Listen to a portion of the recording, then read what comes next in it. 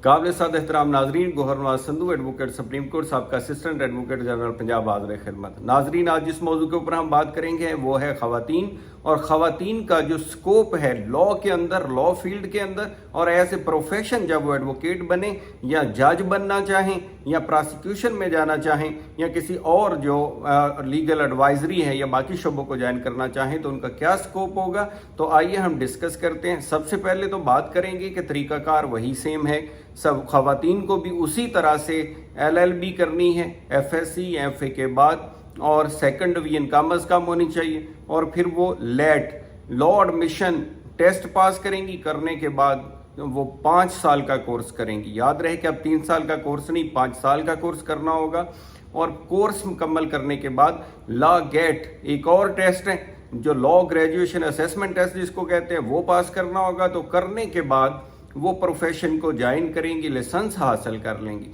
अब बात ये करते हैं कि लाइसेंस जब हासिल कर लिया बतौर वकील तो उनका क्या स्कोप है, उनके लिए क्या बेनिफिट्स हैं। तो उसी तरह से उनके लिए स्कोप है जैसे कि मर्दों के लिए है। उसी तरह से वो 2 साल की वकालत के बाद पहले लोअर कोर्ट्स की 2 साल वकालत करेंगी, फिर लाइसेंस हासिल करेंगी बतौर एडवोकेट हाई कोर्ट, और बतौर एडवोकेट हाई कोर्ट जब लाइसेंस हासिल कर लेंगी या 2 साल की वकालत हो जाएगी तो 2 साल की वकालत के बाद वो क्वालिफाई कर जाएंगी ख़वातीन सिविल जज कम जुडिशल मजिस्ट्रेट के लिए एग्जाम में हिस्सा ले सकती हैं।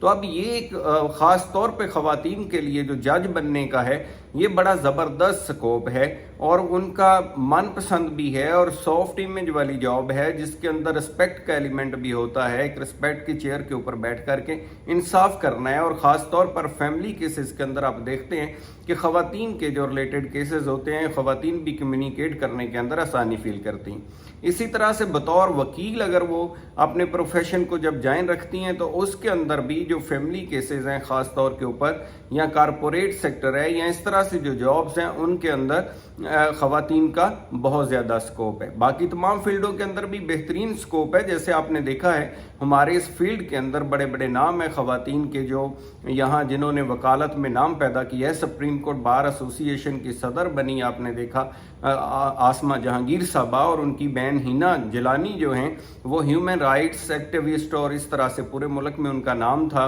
और अच्छी वकील थी।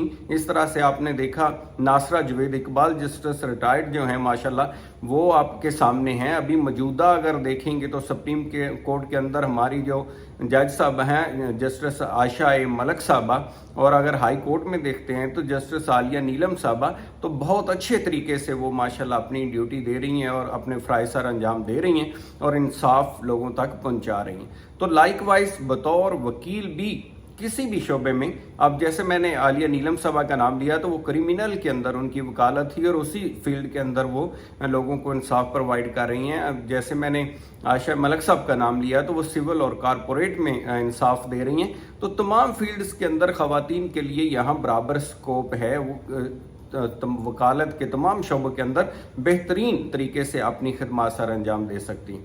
अब उसके अंदर अगला स्टेप जो है, अगर वो सिविल जज या कम जुडिशल मजिस्ट्रेट की जॉब के लिए क्वालिफाई कर दें, एग्ज़ाम दे लें, तो जैसे मैंने बताया ज़बरदस्त हो गया। अगर नहीं तो उसके बाद बाकी ADPP या बाकी जो सरकारी जॉब्स हैं उनके लिए भी इक्वल अपॉर्चुनिटीज़ हैं जैसे मर्दों के लिए, और कोई डिस्क्रिमिनेशन नहीं है। आपने देखा आर्टिकल 25 ऑफ द कॉन्स्टिट्यूशन जो है वो भी यही कहता है कि इक्वल क्वालिफिकेशन रखने वाले लोगों के अंदर किसी किस्म की कोई डिस्क्रिमिनेशन नहीं होनी चाहिए और इक्वल अपॉर्चुनिटीज़ होनी चाहिए तमाम लोगों के लिए, वो ख़वातीन हो, वो मर्द हों या दूसरे लोग हों। तो इक्वल अपॉर्चुनिटी का पहलू यहाँ भी है, रखा गया है हमारे शोबे के अंदर भी। इसी तरह से अगली जो जॉब्स हैं आप देखते हैं 7 साल के बाद असिस्टेंट एडवोकेट जनरल या 10 साल के बाद एडिशनल एडवोकेट जनरल या हाई कोर्ट की जज, जैसे मैंने जस्टिस आलिया नीलम साहबा का नाम लिया, वो बनी है। जो रिक्वायरमेंट 45 साल एज हो जाए, आपकी जो 10 साल की वकालत है वो पूरी हो जाए तो हाई कोर्ट की जज बन सकती हैं, और 15 साल की वकालत के बाद और हाई कोर्ट की जज वाली क्वालिफिकेशंस हो तो डायरेक्ट वकील या वकील साहबा को सुप्रीम कोर्ट का जज भी बनाया जा सकता है। इसी तरह से आपने एक और देखा कशमाला तारक साहबा जो हैं वो जो मुहतसिब बनी वेमेंस की आल पाकिस्तान, इसी तरह वेमेंस के और भी स्पेशल जजेस बनने के, बाकी चीज़ें बनने के बेशुमार हकूक़ हैं और उनके पास मौक़े हैं सारे के सारे। इसी तरह आपने देखा है कि इस्लाम ने भी ख़वातीन को बराबर के हकूक़ दिए हैं तमाम चीज़ों के अंदर।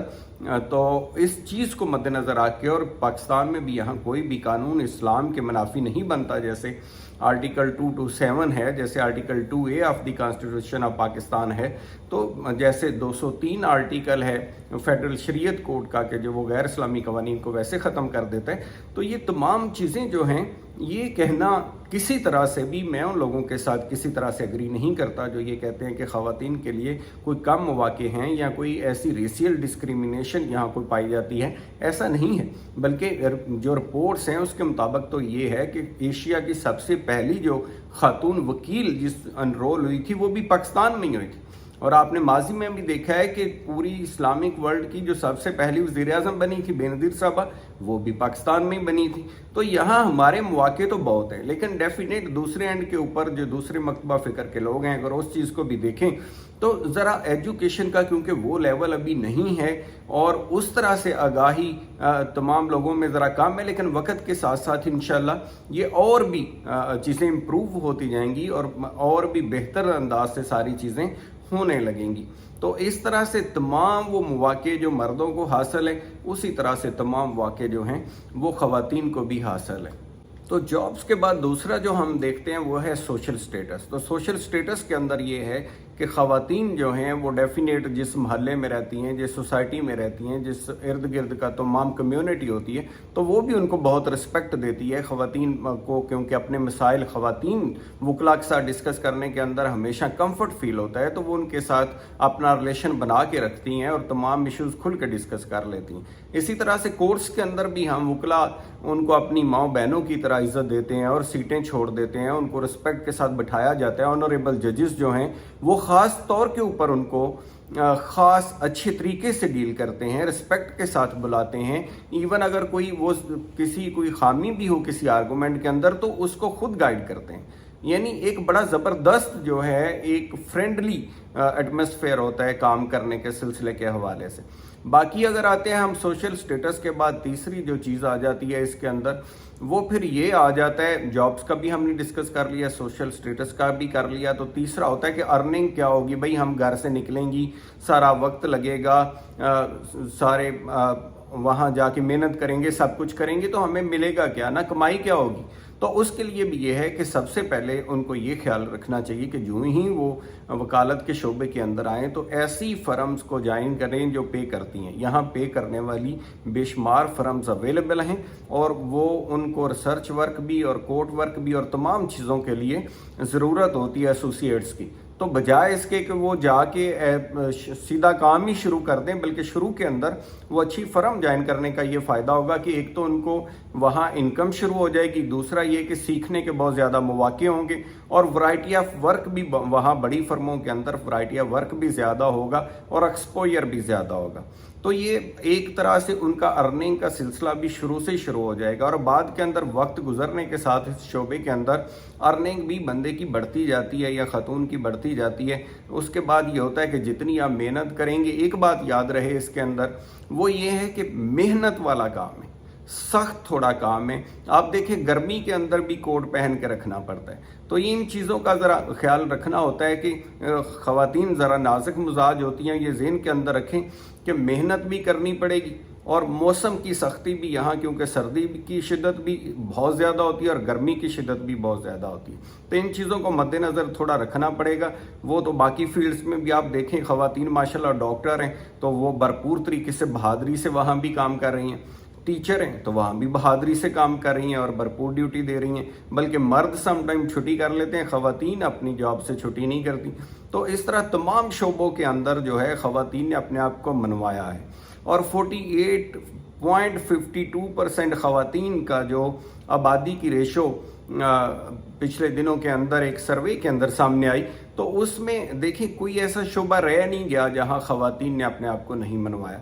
तो इसी तरह वकालत के शोबे के अंदर भी उनके लिए बेहतरीन स्कोप मौजूद है तमाम हवालों से, और कोई घबराने की फ़िक्र करने वाली बात नहीं है, और सिर्फ हिम्मत करने वाली और एक पढ़ने की आदत लाजमन होनी चाहिए। जितनी मेहनत करेंगे, जितना पढ़ेंगे, जितना नॉलेज हासिल करेंगे, उतना ही फ़ायदा होगा इसके अंदर। क्योंकि ख़वातीन पढ़ने में भी मैंने तो यही देखा है कि मर्दों से ज़्यादा अच्छे तरीके से और ज़्यादा दिल लगा के पढ़ती हैं। अभी आप पोजीशंस भी देखें, जितने एग्ज़ाम्स के रिजल्ट्स भी आ रहे हैं, तो वो ख़वातीन के मार्क्स कहीं ज़्यादा आ रहे होते हैं। तो इसलिए भी इस हवाले से भी उनको ये सूट करता है कि यहाँ सारी उम्र ही पढ़ना पड़ता है। हर रोज़ एक नई प्रपोजिशन होती है, हर रोज़ नया केस होता है, और जो लोग दिलचस्पी से इस शोबे को करते हैं वो हर रोज़ नई प्रपोजिशन को एंजॉय करते हैं। एक नई तरह का मामला होता है, और वो उसके लिए इंसाफ के हसूल के लिए मावन होने का भी एक चौथा जो फैक्टर है वो ये है कि जहन के अंदर हमेशा ये होना चाहिए वकील के कि वो इंसाफ के हसूल का ज़रिया है, और उसने